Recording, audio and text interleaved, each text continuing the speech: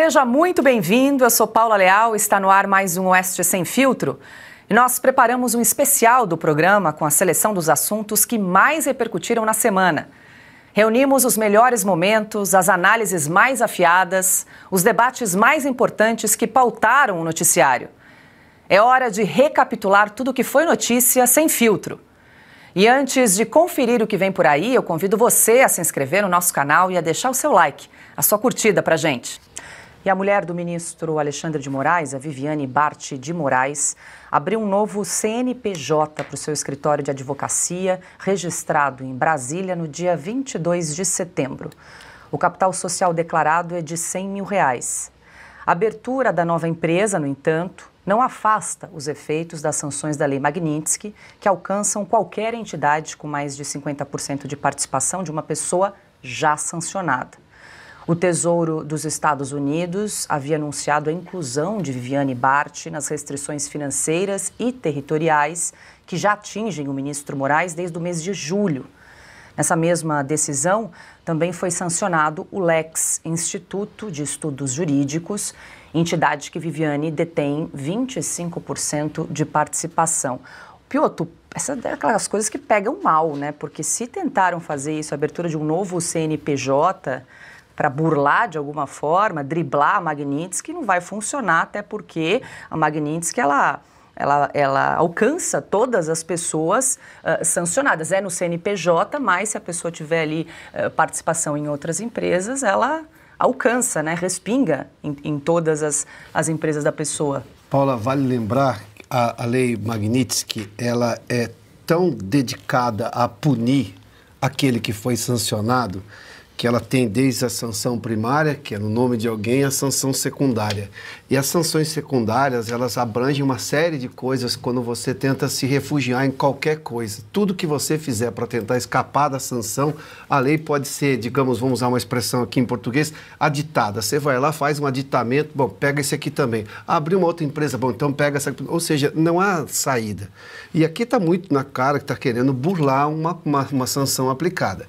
Duas coisas a gente precisa perceber. Eles sentiram a aplicação da lei. Há sempre o discurso do Alexandre de Moraes dizendo, não, agora vou lidar com... No final do julgamento do primeiro grupo lá, da tal da trama golpista, ele disse para o Flávio Dino, em tom assim, jocoso, eu ainda tenho que lidar com algumas sanções como se fosse algo menor. Não, não é algo menor. Está longe de ser algo pequeno. A própria atitude agora da mulher de fundar, de criar um novo CNPJ para a empresa dela, quer dizer que os negócios estão sendo punidos também, como na verdade era exatamente a intenção da lei. Ou seja, criar um CNPJ não vai livrar o casal Alexandre de Moraes e Viviane da aplicação da lei, porque isso está muito claro. Nós, tempos atrás, conversamos com o doutor Davi Aragão, que é um brasileiro, advogado, residente nos Estados Unidos e muito conhecedor da lei. Quando você vai no texto da lei, ela abrange, ela abarca todas as possibilidades de você tentar, digamos, vou sair da lei de não sai. E até hoje, e talvez isso seja uma explicação muito interessante para o momento, até hoje não houve nenhum recuo por parte do governo americano de uma vez sancionado para sempre sancionado. Não vai haver recuo, não há sinal de que haja recuo. Ou seja, o ministro Alexandre de Moraes é hoje um ministro dentro do Supremo Tribunal Federal que está ao lado do que pode se chamar da escória do mundo. E o que chama atenção é porque parte do Brasil ainda, inclusive do Supremo, faz de conta que nada aconteceu com ele. Um ministro sancionado por violação grave dos direitos humanos continua julgando como se nada tivesse acontecido. Imagina se fosse com outras colorações partidárias ou supostas outras colorações partidárias. É uma tentativa, não vai dar certo. A lei vai lá e vai ser aditada, vai ser buscada, porque isso é público, né? Ninguém tem um CNPJ no escuro, vai ter que colocar o nome de alguém ali. E se é o nome dela, entra na lei. Ou seja, vai atuar aqui, mas vai ter problema para lá fora. E o que pensa o cliente? Mas você não é mesmo, eu não vou fazer negócio com esse escritório. Ou seja, pegou pesado, assim, pegou. Pois é, na semana passada o site do escritório tinha saído do ar, até porque a hospedagem do site ficava nos Estados Unidos, né, Ana? Essa é uma notícia que chama a atenção, acende um alerta aí amarelo, vamos dizer assim, porque a mulher do Moraes não está impedida de advogar. Ela pode advogar, sim. O que não pode é se relacionar, estabelecer relação comercial, negociar com empresas americanas. Na semana passada teve o problema ali do site, acho que eles até encontraram ali uma alternativa, hospedaram num outro servidor, numa outra empresa que não nos Estados Unidos. Mas essa de abrir um novo CNPJ, por que será, hein, Ana? Paula, muito pouco a acrescentar ao brilhante comentário do Piotr.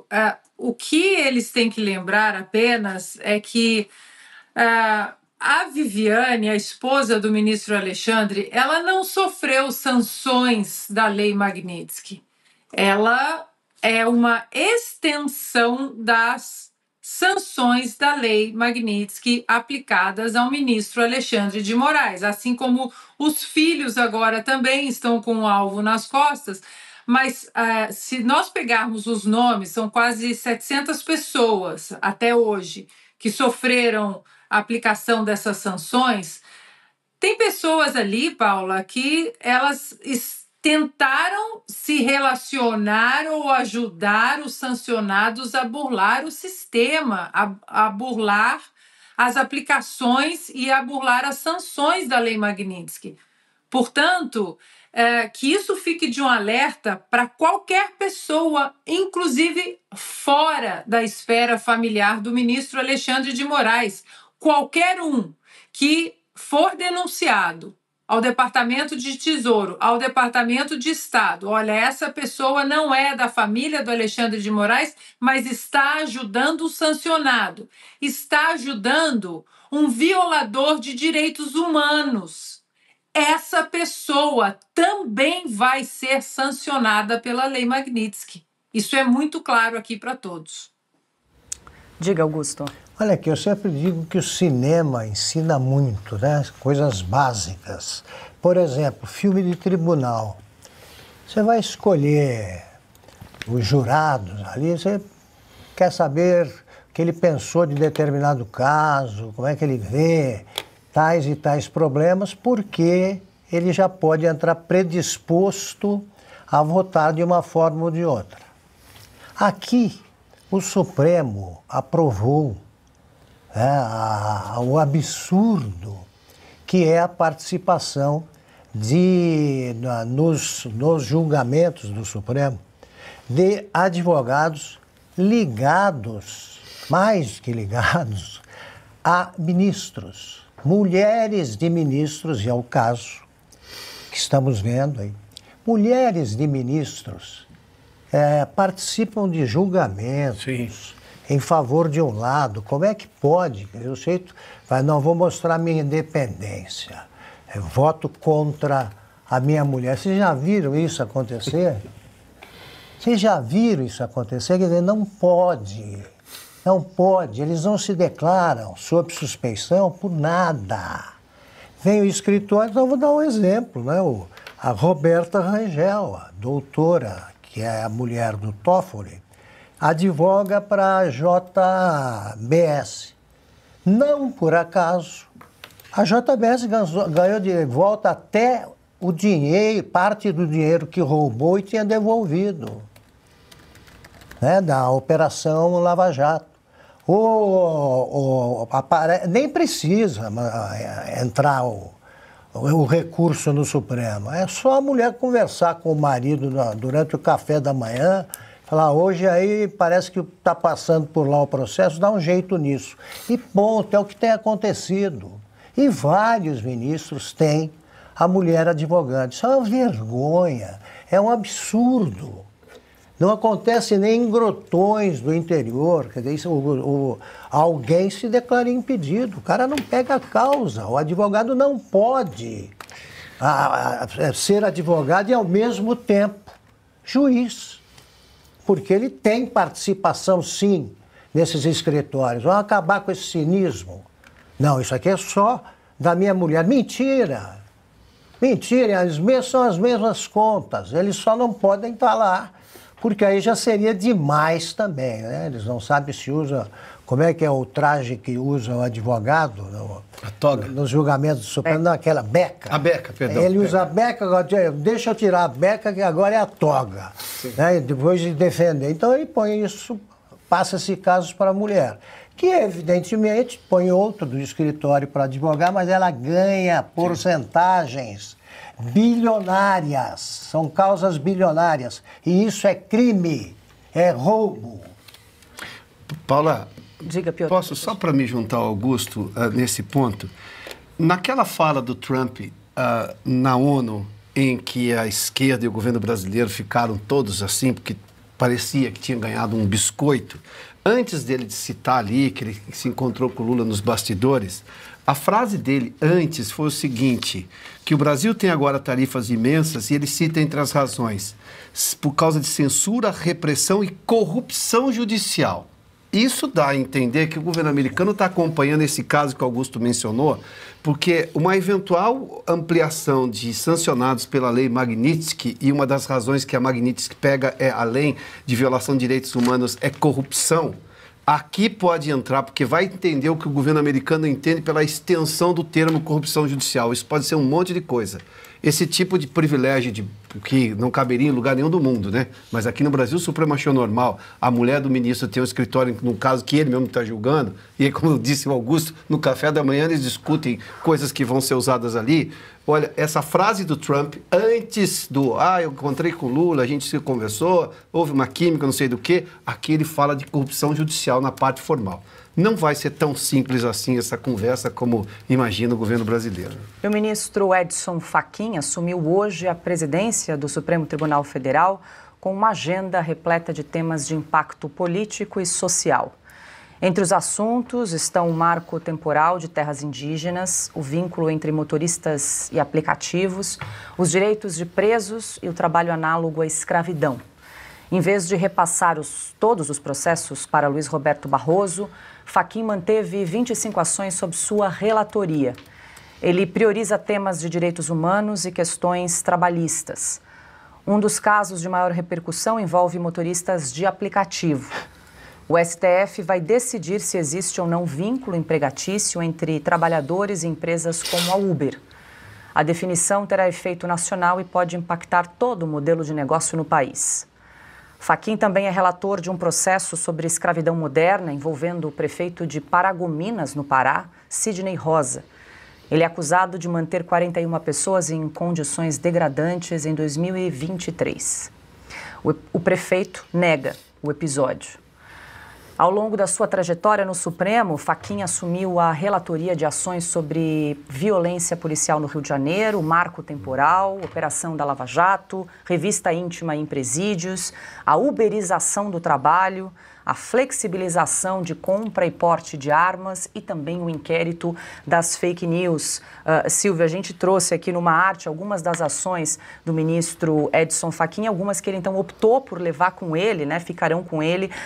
Muitas vezes o presidente do Supremo opta por transferir para o seu colega, mas nesse caso o ministro quis levar essas ações, esses temas envolvendo ali questão do ADPF das favelas, marco temporal de terras indígenas, sob o seu guarda-chuva. E acho que essa que aparece ali em primeiro lugar, né, no topo hoje, talvez seja a mais dramática, porque em plena pandemia, a pedido de um partido de esquerda, é dele a decisão que proíbe a polícia de subir nos morros do Rio de Janeiro, proíbe a patrulha feita com helicópteros, e quem entende um pouquinho, minimamente, do que acontece do ponto de vista de facções criminosas e do narco-estado que o Rio de Janeiro se tornou, até por questões demográficas e geográficas, sabe que é impossível combater o crime organizado no Rio sem um aparato policial feito por via aérea, né, sem helicópteros, e principalmente sem que a polícia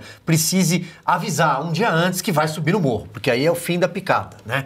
É isso que o plano de Estado, depois elaborado, tempos depois já da pandemia, 2025, foi desse ano, aliás, decide. O ministro Edson Fachin basicamente quer que a polícia avise: olha, senhor traficante, amanhã nós vamos subir, tá? Então, eu acho que esse hoje é o ponto crucial. O Fachin sempre será lembrado pelo CEP. pelo erro do CEP. Foi ele que reabilitou politicamente, é da caneta dele o primeiro passo para reabilitar politicamente o presidente Lula da Silva. Estava condenado por várias instâncias, vários juízes de verdade, e o Fachin faz ali o trabalho de dizer que o caso deveria ter sido analisado no Distrito Federal e não em Curitiba, e aí surge o erro do CEP, é assim que é conhecido mesmo. E aí o Lula volta à presidência da República. Sempre será lembrado por isso.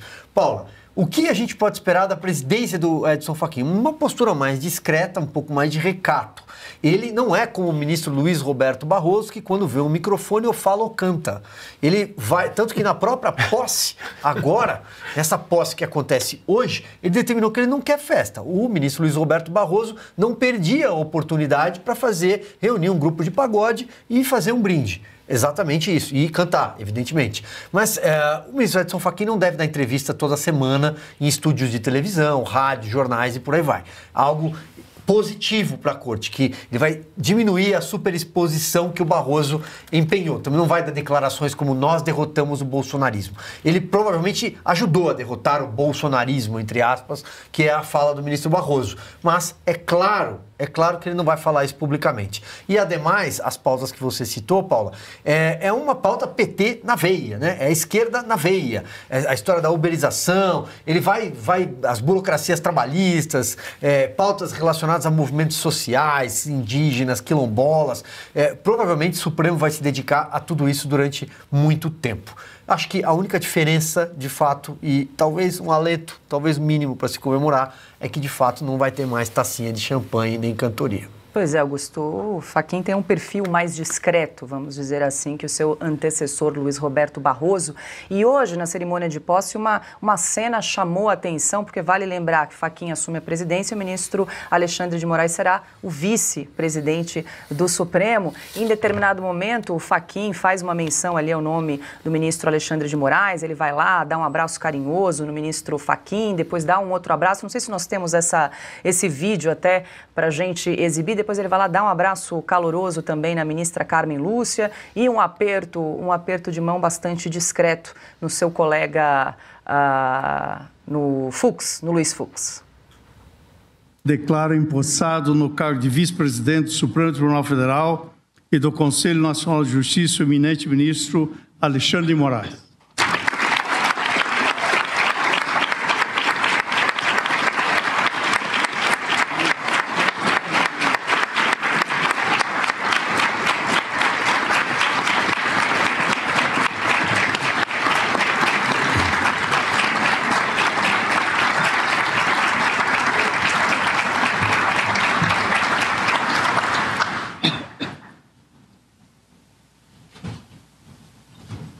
Quase passou direto, Augusto. Isso é uma grosseria explícita que mostra que ele não admite divergências nem entre os ministros do Supremo.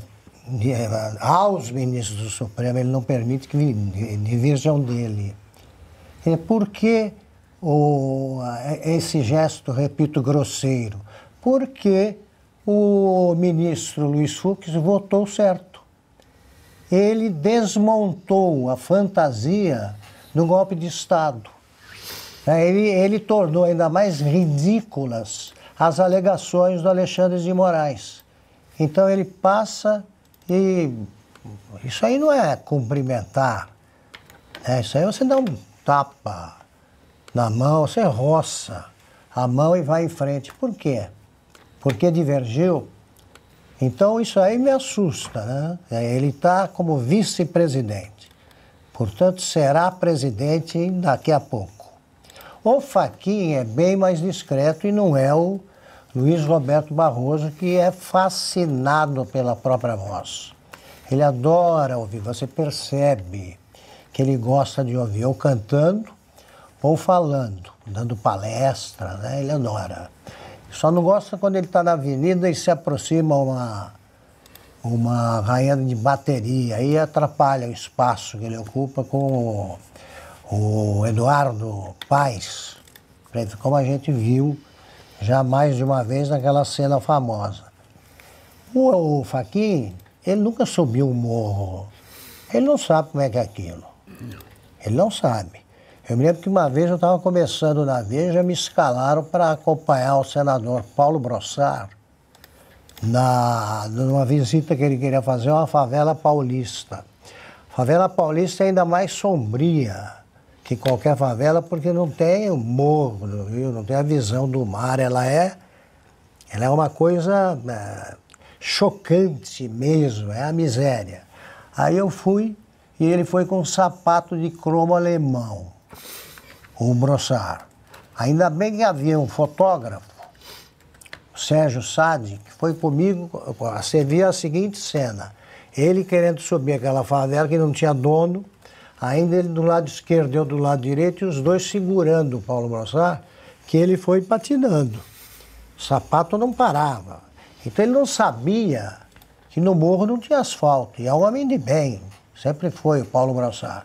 Não conhecia. Você acha que o Fachin conhece? Ele nunca viu aquilo. Então não pode mais helicóptero. Tomara que ele pare com essas coisas. Ele também já disse que era na Macedônia do Norte, né? Que era uma fortaleza de hackers que interferiam, soltavam fake news por todo lado. Então, de vez em quando, ele tem alguns acessos aí meio perigosos. E espero que ele cumpra a Constituição e que fale menos. Se ele fizer isso, ele já é 300 vezes melhor no desempenho que o Alexandre de Moraes. Pois é, Piotr, a gente sabe que o presidente do Supremo não define tudo, mas dá o tom, né, em algumas pautas ali que são votadas e discutidas no Supremo. Embora tenha esse perfil técnico, é ele que vai ditar ali, vai conduzir muitos dos próximos julgamentos. Olha, eu concordo com o Silvio e com o Augusto em relação ao perfil mais sóbrio do Fachin. Eu entrevistei o Fachin quando ele tinha acabado de chegar no Supremo Tribunal Federal. Ele foi sorteado para disciplinar a lei do impeachment. Lembra da história da Dilma? E depois aconteceu o que aconteceu, né? O Lewandowski e o Renan Calheiros fatiaram a lei do impeachment que ele, Fachin, tinha disciplinado. Pegou o exemplo do Collor e deixou tudo ali, digamos, no papel. Só que depois daquele episódio veio exatamente essa tese estapafúrdia do CEP que o Silvio mencionou, essa questão em relação às favelas. E o Supremo hoje, sejamos justos, o Supremo dá medo hoje, né? O Supremo causa receios em tudo, porque o Supremo se afastou da Constituição, então você não tem mais nenhuma garantia de que será exatamente uma corte que pacifique o país. Muito pelo contrário, o Supremo hoje é a maior fonte de insegurança jurídica. Pelo tamanho que é, por ser exatamente a última instância, ela gera problemas com uma frequência. É verdade que em algumas dessas polêmicas recentes em que o Supremo gerou insegurança jurídica, à exceção do absurdo da tese do CEP e essa da DPF das favelas, o ministro Fachin votou justamente para preservar a segurança jurídica. Óbvio, né? Ele tem esse perfil dessas pautas sociais. A questão, por exemplo, do marco das terras indígenas estava muito claro na Constituição. A gente convivia com esse entendimento desde 88. Bom, mexeram nisso. Há todo um problema em relação à questão de se é ou não é a percepção se valia até 88 ou não. Ou seja, gerou mais um problema. Eu prefiro aguardar. Em que pese a minha torcida para que se aproxime o Supremo da segurança jurídica, eu tenho receios que o próprio Supremo inoculou na sociedade brasileira que nos fazem desacreditar o Supremo. Vamos esperar o Supremo um novo, melhor do que foi com o Barroso, muito provavelmente, né? Só o fato de você não citar publicamente, de forma ali, digamos, toda orgulhosa de que, olha, derrotamos o bolsonarismo, isso já é um avanço, mas é preciso ver um pouco mais. Eu tenho meus receios com o Supremo, lamentavelmente. Bom, eu quero ouvir a Ana também sobre esse assunto, mas antes nós vamos a Brasília. Quem traz os detalhes da posse do ministro Edson Fachin é o repórter Christian Costa, que está ao vivo conosco e tem mais informações. Christian, muito boa noite, seja bem-vindo. Você acompanhou todo o evento, traz os detalhes para a gente. Quais são as expectativas aí para a gestão de Edson Fachin à frente do Supremo de agora em diante? Cris, boa noite. Boa noite, Paula. Boa noite a todos no estúdio e também a nossa grande audiência. Neste exato momento, Paula, os mais de 1.000 convidados que compareceram aqui à cerimônia de posse no Supremo Tribunal Federal estão cumprimentando os presidentes e vice, no caso, presidente e vice, ministro Edson Fachin e Alexandre de Moraes, ali no Salão Branco, que fica logo atrás de mim. Uma cerimônia que contou com a República em peso, Paula. Ministros de Estado do governo Lula, ministros do Superior Tribunal de Justiça, ministros do Superior Tribunal Militar, advogados, presidentes de tribunais regionais federais, também os eleitorais. Enfim, é um evento que a República comparece em peso aqui em Brasília. Paula, eu conversei com alguns assessores aqui do Supremo Tribunal Federal e também pessoas de gabinete que têm bastante experiência no Supremo, justamente para perguntar como, na avaliação dessas pessoas, a gestão do ministro Fachin deve ser aqui no Supremo Tribunal Federal pelos próximos 2 anos. E eu ouvi em uníssono, Paula, que essa gestão deve ser semelhante à gestão da ministra Carmen Lúcia no Tribunal Superior Eleitoral. Quem acompanha os nossos boletins aqui no Oeste Sem Filtro vai se recordar que no ano passado nós informamos que um dos objetivos da ministra Carmen Lúcia no TSE era tentar tirar o Tribunal Eleitoral, no caso, do foco da imprensa. E esses servidores com quem eu conversei entendem justamente que o ministro Fachin vai tentar fazer exatamente a mesma coisa com o STF, tentar tirar o Supremo do foco, sobretudo também no caso da imprensa. Então ele vai privilegiar pautas que, no entendimento desses servidores, não serão tão polêmicas assim. Um dos outros eixos que o ministro Fachin quer também deixar na sua gestão aqui no Supremo, e que também os auxiliares disseram, é um privilégio a pautas femininas, Paula. Não à toa que o ministro Fachin colocou a ministra Carmen Lúcia para fazer um discurso para ele, o discurso na posse, que geralmente é realizado pelo decano do Supremo Tribunal Federal, que no caso é o ministro Gilmar Mendes. Então ele quebrou o protocolo e e colocou a ministra Carmen Lúcia justamente para fazer esse discurso que envolveu também não só a questão da pauta feminina, mas também solidariedade ao ministro Alexandre de Moraes, que tomou posse como vice-presidente, a família do ministro.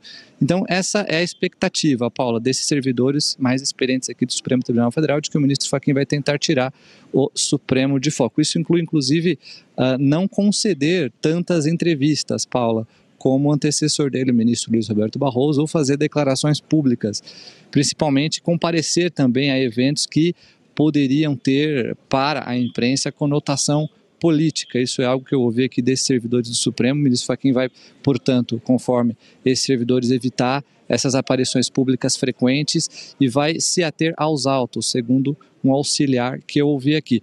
E a tônica, Paula, também dessa descrição do ministro Fachin, que vocês muito bem observaram ao longo dos comentários, ela se deu também aqui no Supremo logo depois desses cumprimentos, porque o ministro Fachin rejeitou o tradicional jantar oferecido pela Associação de Magistrados do Brasil, a AMB, que sempre que o ministro do Supremo toma posse aqui na corte, ou então ele se torna presidente do tribunal, essa associação, portanto, que inclusive tem casos aqui no Supremo, oferece aos presidentes, ao vice-presidente, aos ministros, um jantar que reúne também a República em peso. O ministro Fachin optou por uma cerimônia mais reservada, provavelmente um jantar na casa dele, segundo fontes que eu ouvi aqui no tribunal. Então essa é a expectativa, Paulo, uma gestão mais discreta, que vai tentar tirar o Supremo Tribunal Federal do foco, não sei se será possível, mas o ministro Fachin, segundo essas pessoas, vai tentar fazer isso, evitar declarações públicas, inclusive comparecer a eventos que possam ser interpretados como atos políticos. Paula. É isso aí, Christian Costa, direto de Brasília. Então hoje não terá coquetel para a imprensa, Christian. Vai seguir aí com os trabalhos. Obrigada pelas informações. Boa noite, até uma próxima. Sem coquetel para a imprensa. Paula, boa noite a você e a todos que nos acompanham. Ana, eu quero te ouvir. É importante, né? Os ministros precisam dar... Não vai ter coquetel dessa vez. É por isso que importante, dar o exemplo, né? O exemplo tem que vir de cima. Claro. Né, Ana? O que a gente espera aí do ministro Edson Fachin, desse perfil aí mais discreto, segundo a apuração que nos trouxe aí Christian Costa, ele vai tentar, como fez Carmen Lúcia no TSE, tirar o Supremo dos holofotes da imprensa. Será que vai conseguir, Ana? Não vai. Não vai, porque ele diz, né, que vai tentar seguir outra linha, diferente do ministro Barroso, que dava muitas entrevistas, mas o Gilmar Mendes adora entrevista. Alexandre de Moraes, então, nem se fala. Flávio Dino adora o microfone, uma entrevista, uma piadinha, né, uma risadinha. Agora, eu estou curiosa, confesso, Paula, e vou jogar essa para você. o que seria pautas femininas? Pautas femininas, nós vamos pautar as pautas femininas. O que seria pautas femininas? Porque o que não é bom para homem e que não é bom para mulher? Ou vice-versa? Vai colocar mais cotas femininas para a política?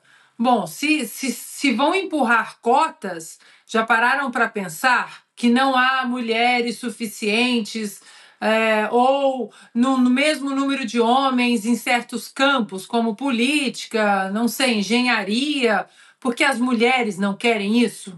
As mulheres escolhem outros caminhos?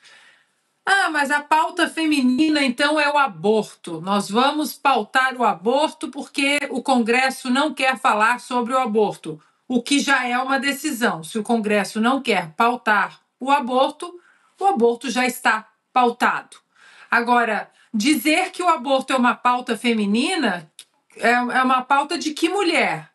Da mulher que quer assassinar outra mulher no ventre? Porque se vamos proteger o direito das mulheres, o primeiríssimo direito de qualquer mulher é o direito à vida. Então, Paula, eu te pergunto, o que seria pautas femininas que o ministro Fachin vai pautar? Antes da tua resposta, eu queria fazer uma observação. Vocês notaram que quando a gente fala em Corte Suprema, a Ana olha pra gente com ar de superioridade, né?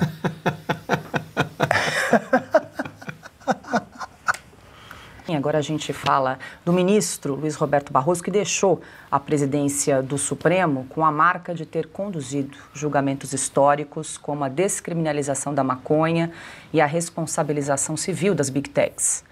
Em entrevista à CNN Brasil, Barroso disse esperar uma melhora no cenário político depois da conclusão dos julgamentos de todos os núcleos da ação penal sobre a suposta trama golpista. Barroso afirmou que atuar como ministro teve um custo pessoal. Ele também classificou como injusta as sanções dos Estados Unidos contra ministros do STF.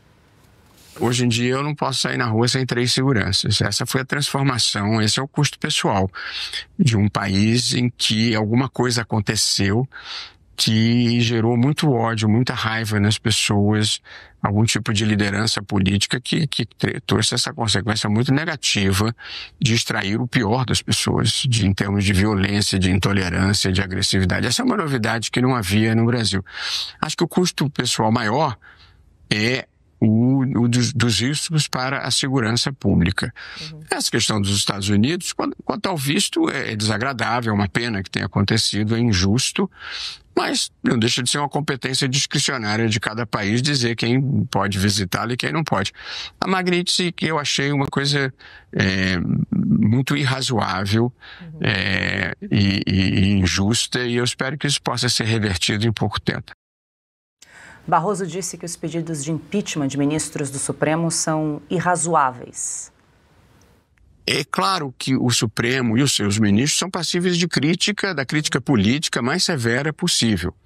Mas você pede impeachment em casos graves de corrupção ou de casos graves de violação da Constituição. Isso, evidentemente, não aconteceu. E, portanto, o impeachment não é um produto de prateleira para você tirar do jogo alguém que você não goste. Se faz na eleição, né? Isso na eleição política. No caso do Congresso. E eleição se tiver um crime de responsabilidade, não porque você não gosta da decisão. Até nos Estados Unidos, onde os ministros da Suprema Corte são extremamente comedidos, porque o sistema lá é bem diferente, é uma comparação que às vezes injustamente se faz com o Supremo daqui. O presidente John Roberts foi a público para dizer que impeachment não é o caminho para você combater decisão judicial que não goste. De modo que eu não tenho nenhum problema, Luísa, com conservadores, nem com liberais, nem progressistas. Sou juiz. E, portanto, o juiz não tem opções políticas e a democracia tem espaço para todos. De modo que as pessoas perguntam, você não tem medo de um Congresso conservador? Eu sou a favor da democracia. Na democracia você tem que conviver com todos os pensamentos, os que você concorda mais e os que você concorda menos. Agora, o impeachment eu acho que não é uma boa causa. E se isso for transformado em trunfo eleitoral, eu acho muito ruim do ponto de vista institucional. Bom, quando o presidente do Tribunal Superior Eleitoral, o ministro Barroso, afirmou que as eleições de 2022 foram limpas e alertou que o avanço das redes sociais pode ser prejudicial à democracia. Eu não acho que a eleição de 2022 foi tumultuada propriamente. Foi uma eleição totalmente limpa, apurada de forma limpa, como a próxima também será. Agora, o mundo inteiro enfrenta o problema que é o casamento entre plataformas digitais e inteligência artificial e o risco de massificação da desinformação e o risco do deepfake, que é alguém me colocar aqui dizendo coisas que eu nunca disse sem que você consiga identificar que aquilo é uma falsificação. Esse é um problema. E é um problema para a democracia, é um problema para a liberdade de expressão. Porque nós todos fomos educados a acreditar naquilo que a gente vê e escuta. O dia que a gente não puder mais acreditar no que a gente vê e escuta, a liberdade de expressão terá perdido totalmente o seu significado. Isso é muito preocupante. Por isso que eu sou um defensor de reocupação de espaço pelos meios de comunicação tradicionais. Televisão, rádio e imprensa, que tem repórteres que apuram, confirmam a veracidade dos fatos e que tem um editor que verifica a autenticidade e a civilidade do que está sendo dito. Essa é uma reocupação de espaço que eu considero vital para a preservação da democracia, porque a imprensa profissional que se move pela ética jornalística, pela técnica jornalista, ela, embora seja privada nas democracias em geral, ela tem um papel de interesse público muito importante, que é criar um conjunto de fatos objetivos e checados. Silvio, começamos com você, tem vários pontos aí trazidos pelo ministro Barroso, e ele falou bastante esse final de semana, sempre falou ali ao longo dos 2 anos, mas nesse final de semana, aí no fechamento da gestão, foi até difícil para selecionar uma das entrevistas, mas eu acho que nessa da CNN ele contemplou vários assuntos importantes aqui para a gente debater. Deu entrevistas para jornais, para emissoras de TV, falou pelos cotovelos, para usar aqui a informalidade. Olha, Paula, vamos começar dessa última frase dele, né? A reocupação, é isso? Reocupação de espaços em meios de comunicação. E num dado momento ele fala, embora a maioria dos veículos seja privada. Olha o que ele está falando, em ocupar os espaços da comunicação, e ele faz ali um senão, né? Apesar de ser privada. Melhor seria se fosse a comunicação estatal, né? Bom, Joseph Goebbels também sabia bem como isso funcionava. Aqui no Brasil, no Estado Novo, Getúlio Vargas também entendia muito bem como ocupar espaços para defender uma mensagem massificada, uma mensagem única, uma verdade única, não ter o contraditório, não aceitar a liberdade que as redes sociais trouxe a todos os brasileiros. Hoje em dia, isso aqui, ó, um telefone celular, ó. E com um telefone celular você tem acesso à informação, você se conecta com o mundo todo e você pode abertamente dizer o que você pensa. É isso que incomoda eles. Assim como isso também incomoda esse monopólio de imprensa, que durante muitos anos teve o monopólio da verdade. As grandes emissoras, os principais jornais do país, só o que estava ali, e o ministro Barroso defende que isso seja recuperado, retomado no país, é verdade, é a verdade única. Você não pode ter espaço. Quem pensa diferente, quem pensa fora da bolha, fora da caixa, bom, aí você vai ganhar um sufixo de presente. Você pode ser bolsonarista, terrorista, extremista, você vai ganhar um sufixo de presente. É mais ou menos assim que esse consórcio funciona. Então, Paulo, eu acho que tem vários aspectos aqui que todos nós aqui na bancada vão comentar. Eu só quero me fiar a esse aspecto, né? A preocupação do ministro Luiz Roberto Barroso em tirar as redes sociais, em tirar o acesso das pessoas à informação livre, à informação sem firula, a informação que não passa pelas mãos de censores. Augusto, o que você destaca? A gente optou por abrir ali com aquela confissão ali, né, aquele desabafo do ministro Barroso, que diz que só sai de casa na presença de 3 seguranças, que é uma novidade. Aconteceu alguma coisa ali de uns tempos para cá? Aconteceu. O povo discorda do que eles decidem, do que ele diz, do comportamento dele. O povo acha que isso não está certo e ele tem medo de reações negativas, de ouvir. Um ministro da Corte Suprema Americana jamais diria, perdeu algo equivalente ao perdeu o mané numa mola.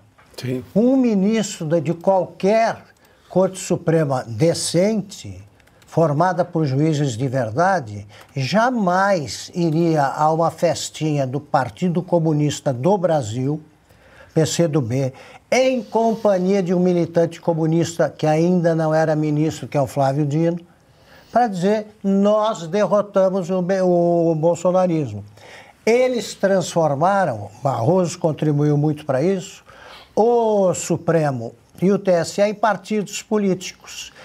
Interferiram nas eleições e tem a antipatia de quem não pôde exercer o direito de livre expressão só porque não gostava da ideia de votar no Lula.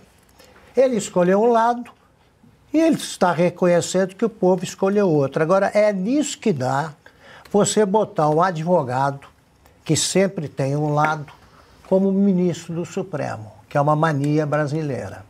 O Barroso, se votasse como ministro, ele teria absolvido o terrorista italiano Cesare Battisti, que ele defendeu por 10 anos.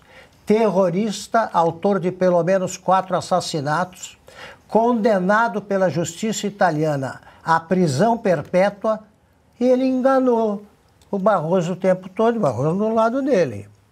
Barroso se disse impedido, que se sentiria impedido de votar se o João de Deus fosse réu do Supremo. Quer dizer, ele vê um cara que parece estuprador, age como estuprador, pratica estupros, mas na cabeça do ministro só tira o que há de melhor em todos nós. Frase do Barroso. Então ele tem sempre uma causa, escolheu a causa errada, porque eu não ando acompanhado por 3 pessoas todo dia, não tem problema, me manifesto. Agora, ele foi um dos que me proibiram, e a gente desrespeitou essa proibição, proibiram de dizer verdades como Lula é descondenado, ladrão, amigo de ditadores e sei lá o que mais. Chefe de organização criminosa. Exatamente. Né? A gente diz a verdade, não pode. Ele fez tudo isso e não sabe o que aconteceu? Ué, o que é que vai acontecer com redes sociais? Deixa de ser antigo. É a turma que defendia, ainda quando chegou o computador, defendia a máquina de escrever, a máquina elétrica, ou aquela mais antiga, ainda que só sujava a mão da gente. Seria para isso. Ele não entendeu o seguinte, o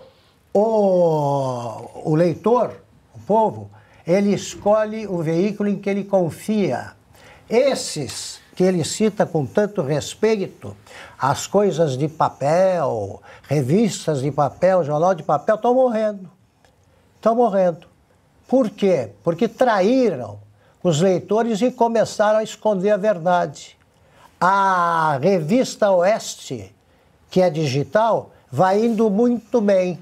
Agora, o Barroso me lembra os gráficos que ficavam indignados quando as editoras compravam equipamentos modernos e faziam greve, pedindo aumento de salário. E eu dizia para os dirigentes dos gráficos, olha aqui, a tua profissão vai acabar. Vocês têm que localizar as novas e treinar o pessoal. Resultado, um dos maiores sindicatos que São Paulo já teve, hoje nem existe. Não tem mais gráfico. O Barroso vai ser visto daqui a 20 anos procurando algum jornal de papel que fale bem do Supremo, porque a SECOM paga, se continuar existindo, e o governo for de um Lula, vai continuar existindo e vai entregar o papel de que eles gostam mesmo, né? Que é o dinheiro. É isso. Pois é, Ana, o Barroso voltou a defender, agora nesse caso, a reocupação dos espaços tradicionais da imprensa. A gente sabe que ele votou ali a favor da regulação das redes sociais, de certa forma ali, da censura naquele julgamento por 8-3. E Ana, até queria tocar nesse assunto porque nesse final de semana você foi alvo de um deepfake, de um vídeo que circulou nas redes sociais com uma informação mentirosa. O que você fez? Veio a público nas redes sociais esclarecer o fato e desmentir o episódio. Você usou as redes sociais... E o vídeo já foi derrubado. Você usou as redes sociais para informar o seu público e a quem quer que interesse que aquele vídeo era uma mentira. O vídeo foi feito com inteligência artificial, ainda usaram um cenário aqui do Sem Filtro, ou seja, não é um problema não apenas para mim, né, como jornalista, mas para a Revista Oeste, já que todos conhecem esse fundo aqui da Revista Oeste, do Oeste Sem Filtro. Eu usei os canais que já são possíveis, que já existem. Eu liguei para minha advogada, ela notificou o Twitter, o Instagram, o TikTok e os vídeos já caíram e uma pessoa já foi encontrada, uma pessoa que não retirou o vídeo no Twitter, no X, no antigo Twitter. Essa pessoa segue com o vídeo ainda, essa pessoa já foi encontrada, o IP já foi encontrado e essa pessoa sofrerá sanções judiciais. Todo o trâmite jurídico foi seguido, ou seja, tudo isso em pouco mais de 24 horas. Pouco mais de 24 horas. Então, essa história toda, né, do avanço das redes sociais pode ser prejudicial à democracia. Acho que foi perfeita isso que você trouxe, Paula. Os caminhos estão aí, as ferramentas estão aí, só que eles querem censurar, porque quando o Barroso diz que os ministros são passíveis de críticas, isso é uma baita de uma mentira, isso não existe no Brasil. É proibido no Brasil, é uma guerra fria, é proibido. Não há leis, mas todos nós sabemos que é proibido criticar ministros, porque ninguém sabe. Vejam vocês, nós criticamos porque nós somos independentes. Nós não recebemos dinheiro do pagador de impostos, de partido, dinheiro público, nada. Nós temos os nossos assinantes e nós somos independentes. E é isso que eles não suportam. Essa independência é um jornalismo que se atente apenas aos fatos. Porque se você olhar o Congresso, os congressistas, os parlamentares, eles não têm coragem de criticar ministros. Eles sabem muito bem disso e nós sabemos. Agora, Paula, preciso corrigir, já que o ministro está tão preocupado e eles todos vivem tão preocupados com fake news, eu preciso corrigir uma fake news, uma mentira, distorção, talvez, mas um fato que não é verdade nessa fala do ministro Barroso.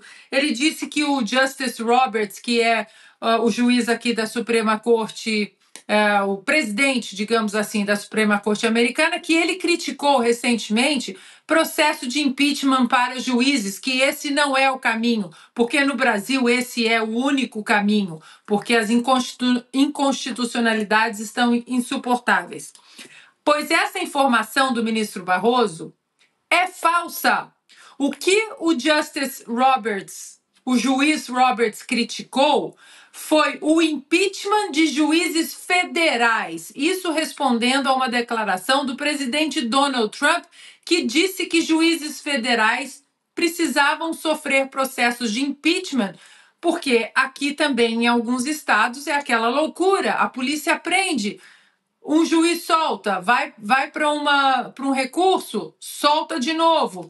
Imagina, aquela cena horrível da ucraniana que foi morta no metrô, aquele homem tinha 14 passagens pela polícia, porque aqui nos Estados Unidos, para o impeachment de um juiz federal, você precisa de uma maioria mínima na Câmara e depois 2/3 no Senado. E foi sobre isso que o Donald Trump estava falando e foi também sobre isso que o Justice Roberts falou. Nada, absolutamente nada a ver com juízes da Suprema Corte. Bom, era isso. Precisava alertar, porque o que o ministro Barroso disse é falso.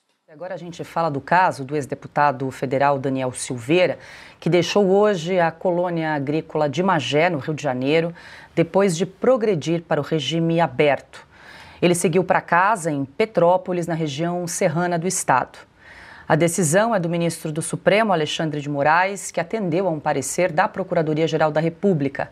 Como condições, Silveira deverá utilizar tornozeleira eletrônica, ficar em recolhimento domiciliar noturno durante a semana e em tempo integral aos fins de semana e também feriados.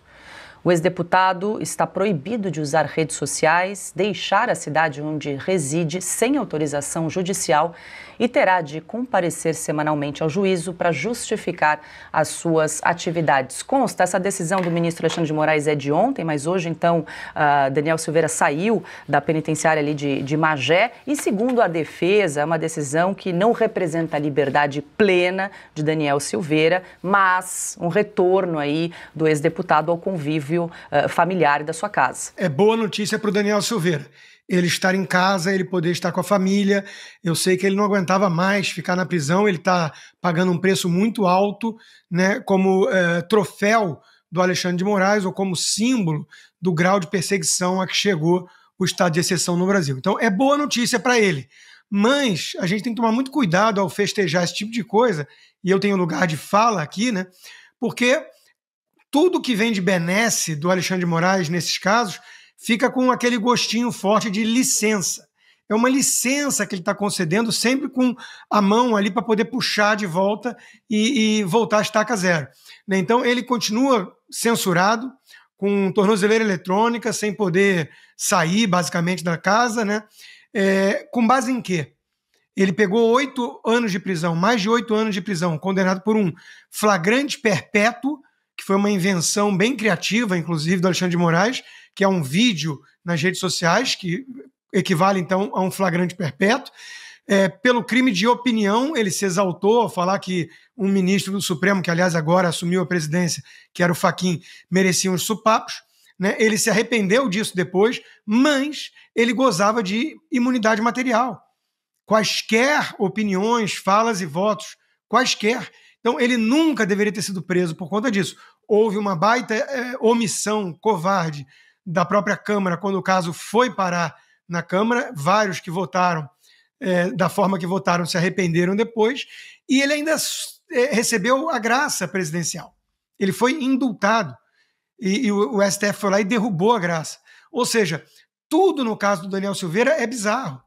Ele é alguém que foi tirado para Cristo para servir de exemplo, para ficar na vitrine dos torturados, para todo mundo pensar 2 vezes antes de criticar o Supremo com um pouco mais de veemência, porque é isso que acontece mesmo a um cara fortão e com imunidade material, porque era deputado à época. Imagina o que não vai acontecer com nós, réis mortais. Então, esse é o recado. Todo regime tirânico usa algumas pessoas para mandar recados, para usar como símbolo, né?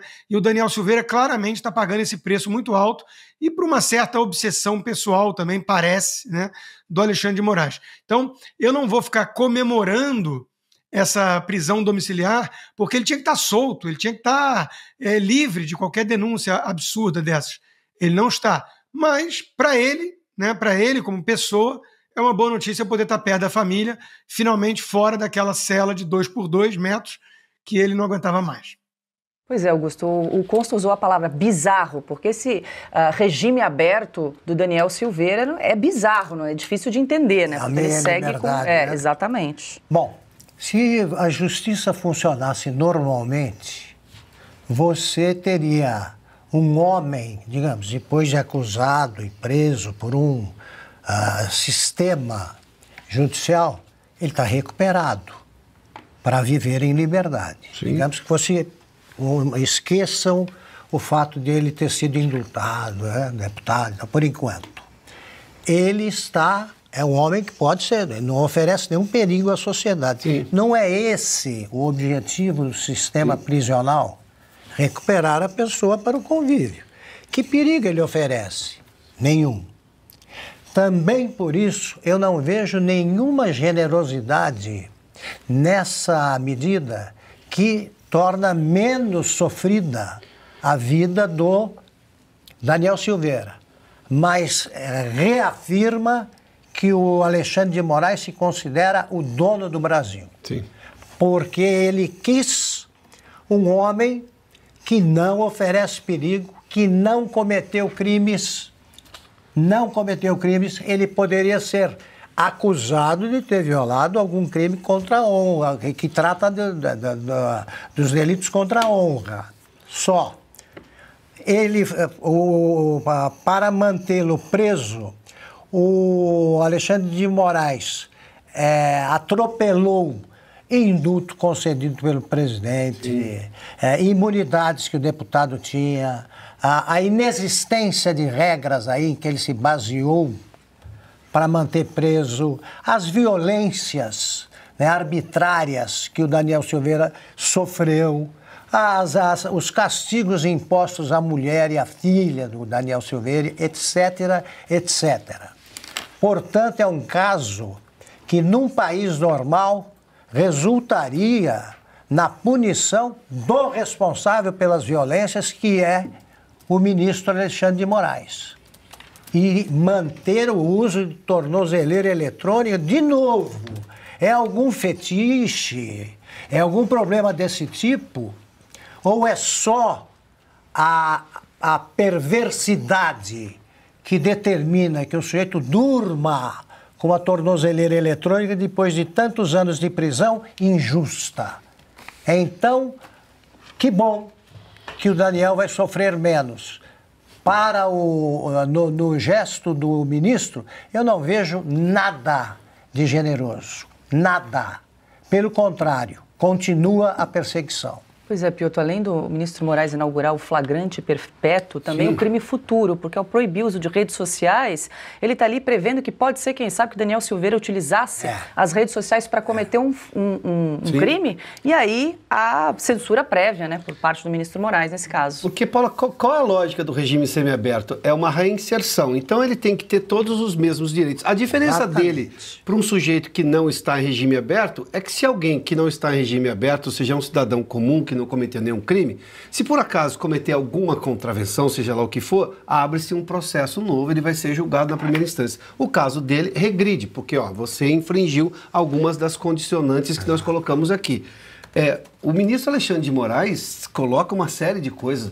A tornozeleira é completamente absurda. As redes sociais são completamente absurdas. A proibição, né, a inclusão, a obrigatoriedade da tornozeleira. Porque normalmente as condições comuns são a residência onde ele vai dormir, ou seja, normalmente é na casa, se ele tiver uma casa, o trabalho, que ele tem que comprovar o trabalho. Se ele for sair da cidade, sim, são condições muito razoáveis, até ele tem que comunicar. E não é que ele é proibido, ele tem que comunicar o juízo de que ele vai se ausentar da cidade onde ele mora. E tem um comparecimento que pode ser, normalmente é mensal à justiça, nunca é semanal, porque é demais para alguém que já está, obviamente, numa progressão desse tamanho com o regime aberto.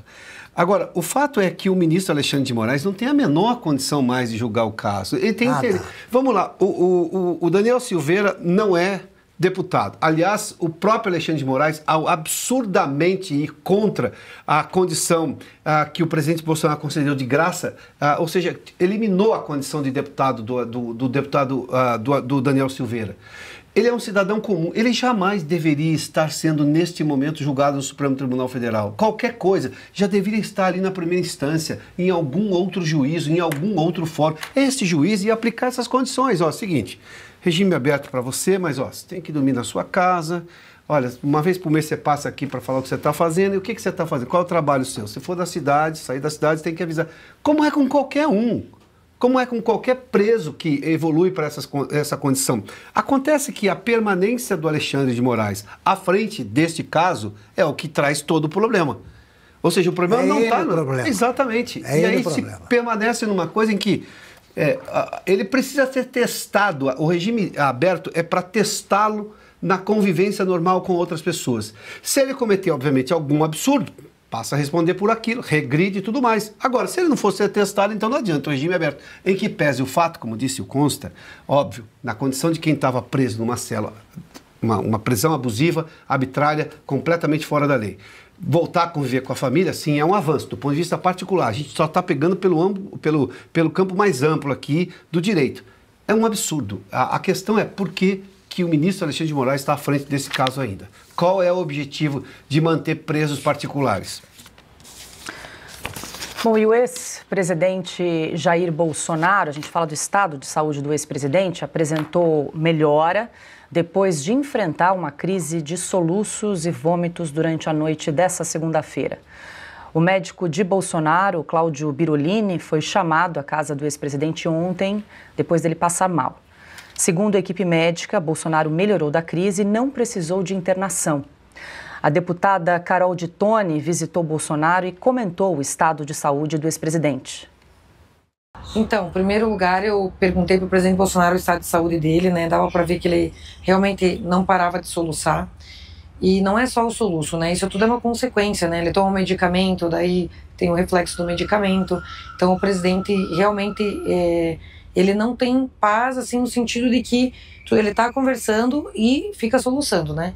A crise pior foi ontem, né? Ele chegou a comentar que às vezes fica de 15 a 20 segundos sem respirar, porque tranca aqui, né? Nesse estado de auge do soluço. Então, é uma situação de saúde bem delicada. Bom, vale lembrar que Bolsonaro esteve no hospital há 2 semanas. Na ocasião, um laudo apontou câncer de pele, lesões foram retiradas e encaminhadas para biópsia. Na última ida ao hospital, Bolsonaro deixou a residência depois de um quadro de vômito. Segundo os médicos, ele teve tontura, queda da pressão arterial e chegou à unidade com frequência cardíaca elevada. Silvio, o estado de saúde do ex-presidente Jair Bolsonaro é bastante preocupante. Ontem teve mais um episódio de soluço. Eu lembro, inclusive, que o governador Tarcísio de Freitas ontem fez uma visita ao ex-presidente e chamou a atenção do Tarcísio de Freitas essa crise de soluço ininterrupto, né, do ex-presidente. Isso acaba provocando tontura, vômito. Precisou de acompanhamento médico. Felizmente não precisou ser internado, mas segue numa situação aí bastante delicada de saúde. Pois é, Paula, todos têm dito isso. O governador Tarcísio de Freitas, a deputada Carol Dittoni, outros que o visitaram, né, parlamentares ou não, todos relatam um quadro muito difícil de lidar com esses soluços ininterruptos e que provocam um mal-estar imediato, como a queda da pressão que você citou. Ele, inclusive, chegou a ser levado para um hospital recentemente, no final de semana, porque passou mal, justamente com queda de pressão, com vômitos. É um quadro muito complicado de alguém que passou por muitas cirurgias, 6, 7 intervenções, são invasivas, justamente por ter sido alvo de um atentado à faca, tentaram matá-lo. A gente nunca pode esquecer isso, nós sempre lembramos aqui, mas já que a velha imprensa gosta tanto de falar todos os dias sobre o presidente Jair Bolsonaro, quando ele vai ser preso na Papuda, quando será que o ministro Alexandre de Moraes vai tomar outra decisão contra o Bolsonaro, e o bolsonarismo, e a fábrica de sufixos todos eles, enfim, eles não lembram que o presidente Jair Bolsonaro sofreu um atentado no 6 de setembro de 2018, em Minas Gerais, era candidato e um sujeito ligado a um partido de esquerda, o PSOL, tentou matá-lo, assassiná-lo. Graças a Deus, ele sobreviveu. Isso são sequelas de alguém que luta pela vida. Passou por várias cirurgias, repito. Então, chega a ser desesperador ver o comportamento da imprensa, do ministro Alexandre de Moraes, que mandou um oficial de justiça notificá-lo em pleno hospital, a forma como eles tratam o presidente Jair Bolsonaro. É uma tentativa de desumanização. Assim como vocês falavam do Daniel Silveira, o preso particular, né, a masmorra particular do ministro Alexandre de Moraes, o presidente Jair Bolsonaro passa por uma situação similar. É uma tentativa deliberada de humilhá-lo e de provocar ainda mais dor. É isso que o Brasil assiste e todos os que o visitaram relataram a mesma agonia. Consta, quando a gente traz essa notícia, eu fico me perguntando por que Jair Bolsonaro está preso, porque o motivo da prisão dele, da prisão domiciliar nesse momento, não tem razão de existir, até porque o PGR optou por não denunciá-lo, né, naquela denúncia em que ele incluiu o deputado Eduardo Bolsonaro e o jornalista Paulo Figueiredo. Ou seja, o objeto dessa denúncia não existe mais para justificar a prisão domiciliar de Jair Bolsonaro neste momento, nessa situação. Exatamente, é uma prisão absurda, ele já tinha que ter revogado essa prisão, né, e aguardar agora a publicação do acórdão e a questão toda dos recursos em relação à condenação de 27 anos pelo suposto golpe. Mas pelo menos o Supremo Tribunal Federal tinha que dar um ar de legitimidade ao que faz. Nem isso eles estão preocupados. O Jair Bolsonaro não foi incluído na denúncia de coação, foi só o Paulo Figueiredo e o Eduardo, né, Bolsonaro. Então, por que diabos ele está preso? Ninguém sabe, né? A sensação que fica é que o Alexandre de Moraes está atrás de sua vendetta particular. Está querendo se vingar, humilhar, até mesmo matar, eventualmente, né, eliminar Jair Bolsonaro. O Silvio tocou num ponto muito importante, né, porque muito se fala de violência, polarização política, combate ao discurso de ódio, e se ignora que quem realmente sofreu um atentado foi o Jair Bolsonaro por alguém de esquerda. E essa pessoa de esquerda foi protegida pelo sistema. Imagina se houvesse o mesmo empenho para ir atrás do Adélio Bispo e quem, porventura, estivesse por trás dele, né? Se houvesse o mesmo empenho que houve para produzir uma denúncia fictícia de suposto golpe de Estado. Hoje mesmo, o Barroso fala que o Trump ignora alguns aspectos do caso no Brasil, né? Chamou de ignorante o Trump, e disse que não sabe que tentaram matar o Lula. Tentaram matar o Lula? Aonde? Quando? Quem? Ninguém sabe, ninguém viu. Então eles inventam essas narrativas e ignoram que tentaram matar de fato Jair Bolsonaro e que teve que fazer várias cirurgias depois disso. Eu conversei com alguns médicos esses dias para entender melhor o quadro do Bolsonaro, as possibilidades, e com os médicos que eu conversei, eles foram unânimes em falar que é um quadro muito delicado, que a preocupação é muito concreta. Então, de novo, né, Bolsonaro está com um quadro de saúde que não é nada trivial.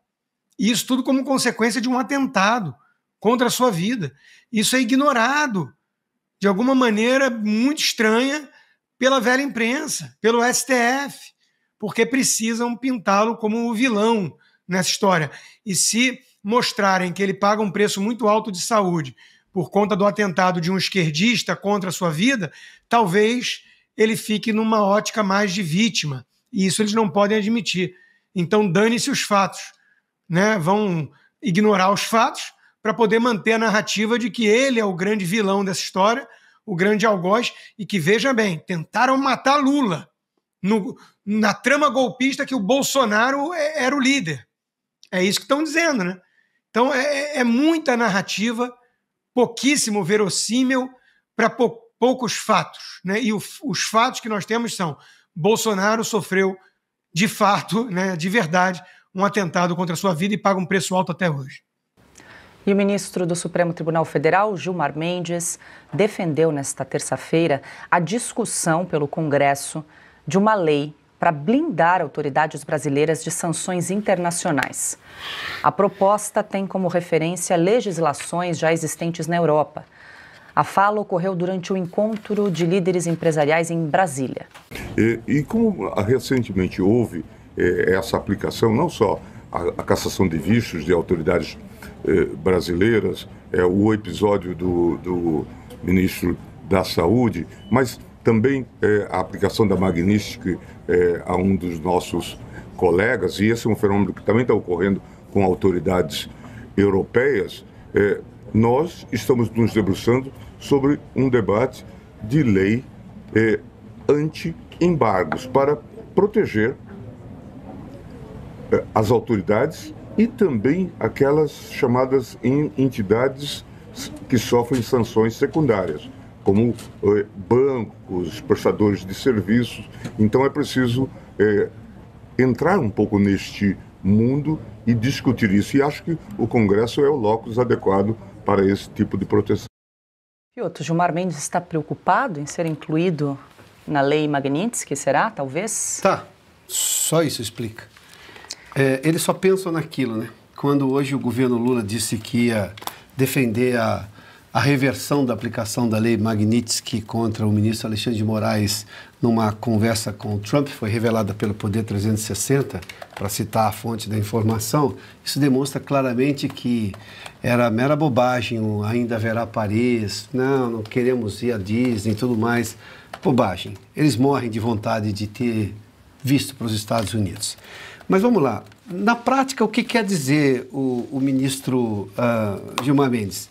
A Magnitsky não mexe em nada na vida do sujeito aqui dentro do Brasil. Agora, se ele tem conta num banco e este banco tem relação com, por exemplo, a economia americana, este banco vai ser sancionado secundariamente, independentemente da lei brasileira.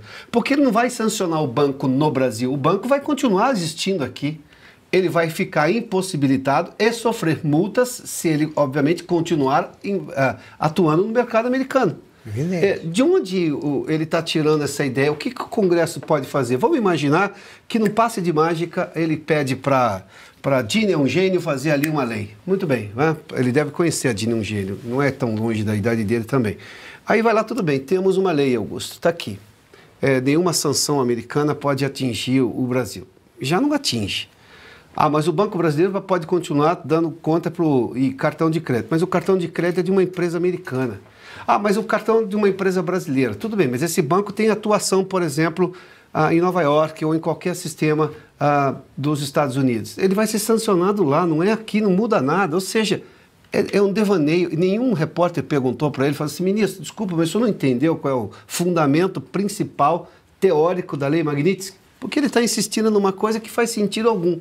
Enfim, é só para ganhar tempo. Agora, o que eles estão desesperados é que o governo Trump recue. Não parece que vai recuar. Pois é, até perguntar para o Consta, porque o Gilmar Mendes disse que existem legislações semelhantes na Europa, em algum sentido aí, por isso que ele falou em lei anti-embargo. Seria possível criar alguma coisa ali para blindar autoridades brasileiras, Consta, nesse sentido? Não há essa possibilidade, o Piotr explicou muito bem, né? Veja, a lei Magnitsky é um poder financeiro que os Estados Unidos possuem e usam isso como leverage, né, como uma alavanca contra quem eles consideram que estão abusando de direitos humanos. Então é mais ou menos o seguinte que diz a lei Magnitsky de forma resumida. Você está sancionado, você não pode mais participar de nada que tenha ligação com o mundo financeiro americano, com empresas americanas e por aí vai. Todo mundo é livre para não cumprir isso, né? Mas quem é que vai querer não cumprir isso e ser sancionado também na mesma linha pelo governo americano? Os Estados Unidos são grandes demais para serem ignorados, para você colocá-los de fora da equação e blindar alguma autoridade de forma local apenas. É inviável fazer isso. A gente já discutiu isso sobre o Banco do Brasil. É inviável. Agora, eu reparei em outras coisas. Primeiro, né, o Gilmar Mendes sentiu e está muito preocupado. Segundo, que ele disse que o locus desse debate é o Congresso. Mas ele está quase mandando um projeto de lei, né? Ele está quase insinuando, pressionando, dizendo que os parlamentares têm que votar. Né? É impressionante a arrogância e a tentativa, já estão acostumados com isso, né, de ingerência sobre outro poder. É verdade, cabe ao Congresso discutir isso e não ao Gilmar Mendes iniciar o debate, né, e propor algum tipo de projeto de lei. Isso é mais uma bizarrice do Brasil. E, por fim, repito, nenhuma lei dessas seria eficaz. É como revogar a lei da gravidade. Não funciona. A gravidade continua existindo. Os Estados Unidos continuam sendo o maior PIB do mundo e se eles falarem, você é sancionado, você não participa mais do jogo, você não pode mais participar do comércio, das empresas americanas, do setor bancário que os Estados Unidos consideram na hora de fechar seus negócios, você está fora. Acabou, não tem lei que te proteja disso. É simples assim.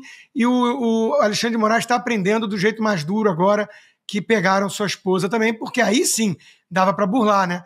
Com a mulher ganhando dinheiro e ele sancionado, dava para o casal viver de forma relativamente igual ao que vivia antes. Agora não. Ô Silvio, é incrível, né? O Supremo Tribunal Federal, o ministro Gilmar Mendes já falou em outras oportunidades, o Congresso não adianta votar anistia, porque a gente vai considerar inconstitucional. Agora, quando tem uma Magnitsky contra ministro do Supremo, olha, Congresso, acho que vocês têm de votar aí uma lei anti-embargos para proteger autoridades brasileiras. É incrível, né? Como eles mandam, desmandam e acham sobre tudo. Eu pensei exatamente a mesma coisa, né? Um oportunismo, né? Agora quer dizer então que o Congresso Nacional deve legislar, porque o interessado é o Supremo Tribunal Federal. São ministros que podem sofrer sanções ainda mais duras. No caso de Alexandre de Moraes, como o Piotto, o Rodrigo já trataram aqui de todos os pontos, isso já está muito claro, mas o Gilmar Mendes entende que talvez ele possa ser sancionado, que talvez ele tenha problemas com Portugal, com as viagens pelo mundo que faz. O ministro Luiz Roberto Barroso também já demonstrou essa preocupação. Então agora é um assunto interna corporis do Congresso. Vamos mandar para lá, isso é coisa de lei. Quem decide sobre lei é o Congresso. Nós não vamos mais nos meter. É tudo um grande absurdo. O ministro Gilmar Mendes tenta passar alguma normalidade no microfone, tenta passar alguma tranquilidade, mas é tudo falso. Se algo não está bem, é latente, é patente no semblante desses ministros, que, aliás, alguns andam até chorando em público. Eles estão sentindo a mão pesada por terem cometido atrocidades relacionadas a violações de direitos humanos, e isso é absolutamente enquadrável na Lei Magnitsky. Agora é tarde, agora é muito tarde para o ministro Gilmar Mendes. Agora Inês é morta, Augusto. A esquerda e seus aliados não têm o menor compromisso com a verdade, com a coerência, sobretudo, né? Eles não acham que os Estados Unidos são o grande Satã do mundo, que o capitalismo está condenado à morte, né, por ser o que é e tal, e não resistem à tentação de ficar bem com os Estados Unidos quando eles começam a falar, e tem força para tanto, começam a falar grosso e aplicar a lei. Então é o seguinte, surge a chance, o Lula fala num discurso que precisa acabar o bloqueio americano aos negócios internacionais de Cuba e tal. Mas olha aqui, o Fidel não fez a revolução para mostrar que o socialismo é superior. Isso. Aí pede ajuda ao inimigo. Quer dizer, é inimigo até que surge a necessidade. Cuba passou a vida vivendo de mesada de alguém, agora não tem. Mas continua o problema, continua sendo os Estados Unidos. São responsáveis pelos problemas de Cuba. Os ministros, eles não fizeram lei sobre tudo, não legislaram sobre pandemia, sobre quantas pessoas devem viajar no metrô, sobre se era operações em favelas. Favela, se é possível frequentar a praia durante a pandemia. Por que eles estão querendo passar para o Congresso essa? Sim. Sempre haverá Paris, como disse alguém, né? Essa frase tem o sotaque do Barroso. Ele disse que não disse, alguém disse. Sempre haverá Paris, vamos para lá. Embora a França também, não me consta que a França seja socialista, nem um pouco. Eles não vão para os países socialistas resolver problemas.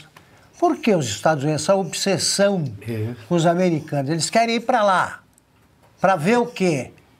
O que há de pior em matéria de regime político? Fica aqui. Bom, e o governo Lula quer incluir na possível negociação com os Estados Unidos a revisão das punições ao ministro do Supremo Alexandre de Moraes, enquadrado na Lei Magnitsky, bem como a reversão da suspensão de vistos de autoridades brasileiras. A apuração é do site Poder 360. Além das tarifas de 50% aplicadas a produtos brasileiros, esses temas devem ser colocados na mesa na conversa entre Lula e Donald Trump. A primeira reunião entre os presidentes ainda não tem data definida, mas deve ocorrer por telefone ou videoconferência. Piotto, a princípio, o encontro presencial está descartado aí num primeiro momento. Agora, essa é uma apuração do Poder 360. O que estaria por trás aí do interesse do presidente Lula em incluir Alexandre de Moraes na conversa com Donald Trump? Desculpe, o Lula que se cuide que ele perde o visto também, hein? Vai começar a tomar de presidentes, aí ele que se cuide. Eu vou só retomar uma frase que o Augusto trouxe tempos atrás aqui. O Lula não disse que é o maior negociador do planeta? Por que não vai lá?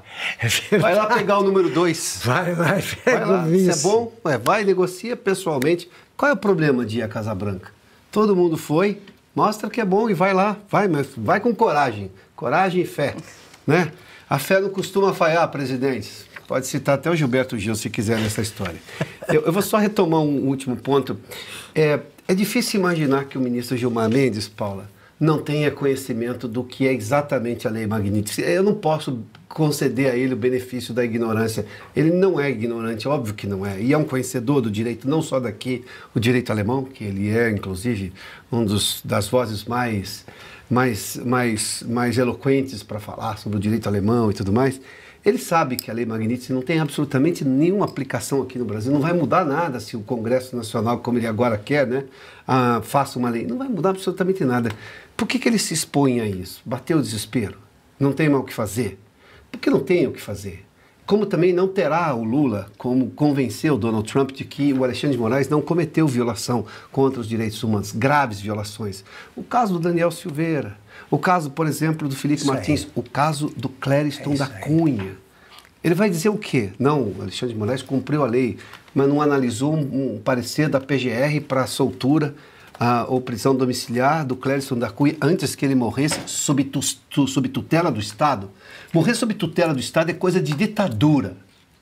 E eles sabem disso. O Gilmar Mendes, inclusive, claro que sabe, imagina, é um homem culto.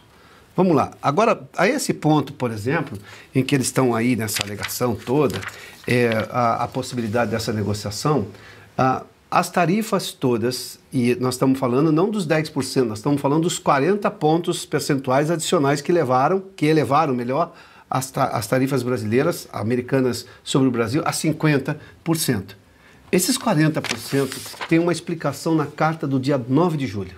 E lá, o Donald Trump, de próprio punho, porque ele assina a carta, está escrito lá, claramente, papel timbrado da Casa Branca, que tem violação dos direitos humanos, perseguição política, fraude eleitoral, tem um monte de coisa ali.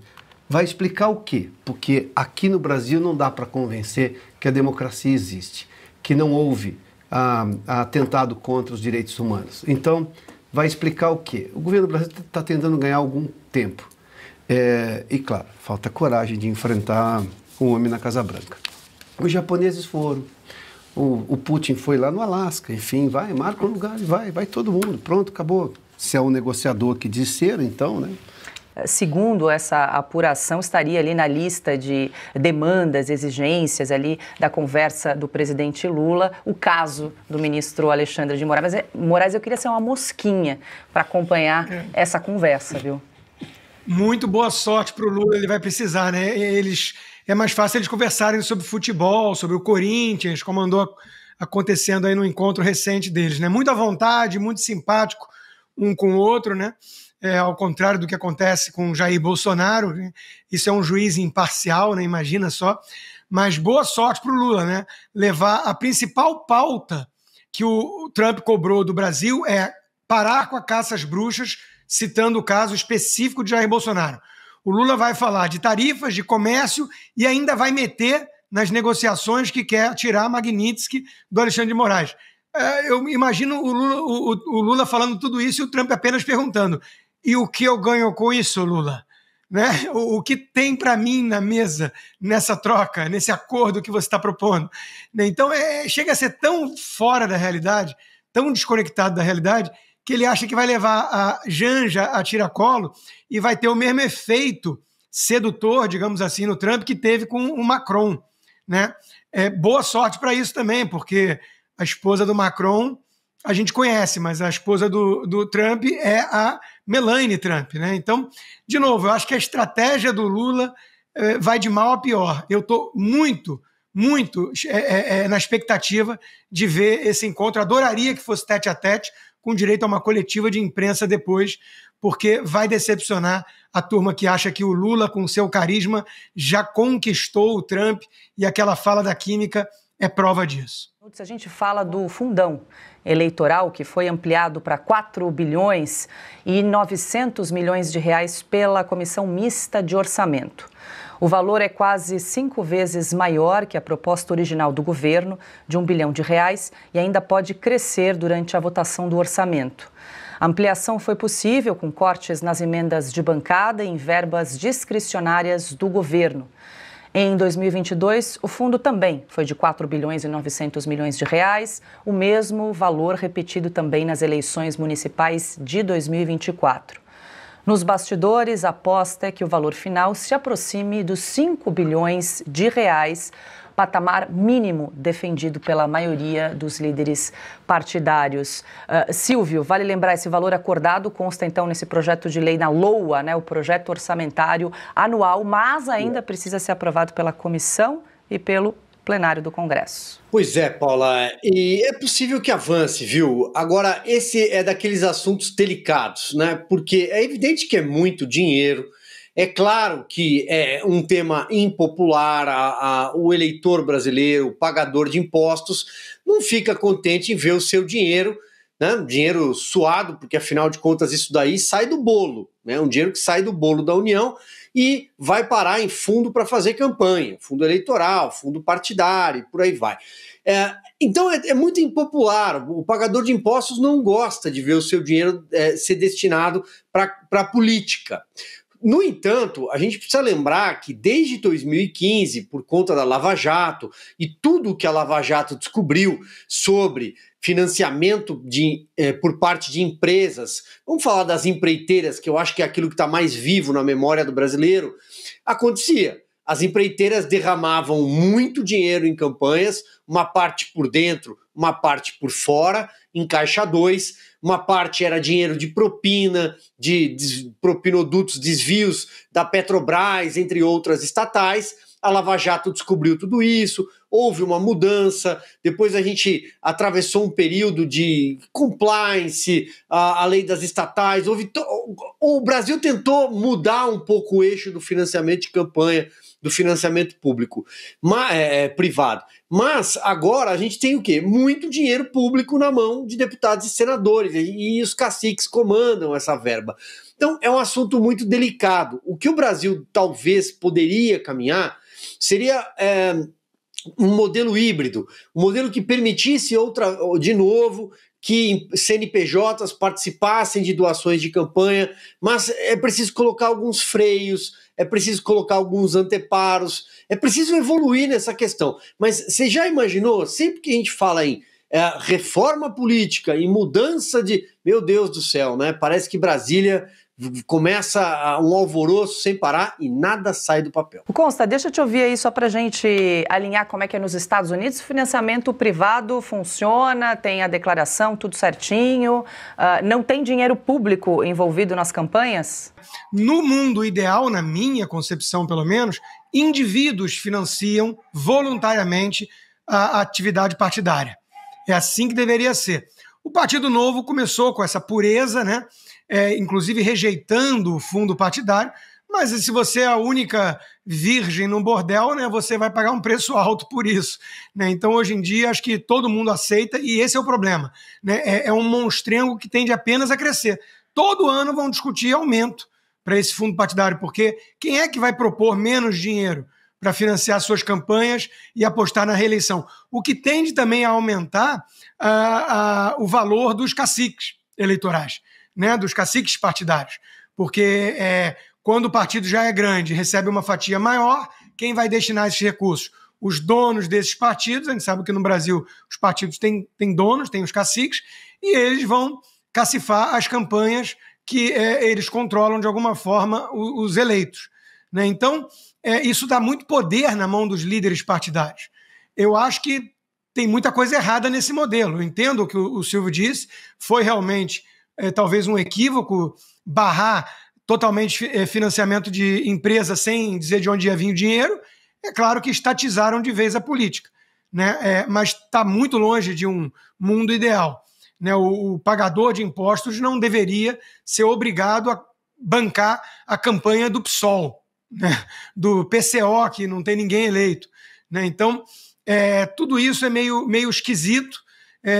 Se você dedicar alguma reflexão ao assunto, eu acho que não é nada radical, pelo contrário, bem razoável você imaginar que deveriam ser indivíduos financiando a atividade partidária. Mas propõe isso para a turma do PSOL, do PT, e veja a reação deles. E essa edição especial de Oeste Sem Filtro fica por aqui. Lembre-se de fazer a sua inscrição no canal da Revista Oeste, de ativar as notificações e deixar o seu like. Muito obrigada pela sua companhia e até a próxima. Esses são os destaques da nova edição da Revista Oeste, O Dono da Balança. Confira. A verdade sempre vaza. As denúncias e provas de Eduardo Talhaferro são solenemente ignoradas pelo STF e a maior parte da imprensa brasileira. Augusto Nunes e Elisiário Goulart Rocha retornam à Lava Jato para mostrar como o uso abusivo do poder virou o jogo a favor dos bandidos. E mais, antipetismo de fachada. Rodrigo Constantino desmascara o discurso de políticos ditos de direita ou neutros e que logo se revelam petistas disfarçados. O eleitorado será novamente enganado em 2026? Conselhos aos humanos. Dagomir Marquesi faz experimento com as principais IAs ao perguntar quais as coisas mais importantes que a humanidade deveria saber. As respostas podem ser profundas e fascinantes, mas também assustadoras. A qualidade do jornalismo da Revista Oeste na palma da sua mão. Assine hoje mesmo acessando revistaoeste.com/assine ou ligue no 0800 580 2020.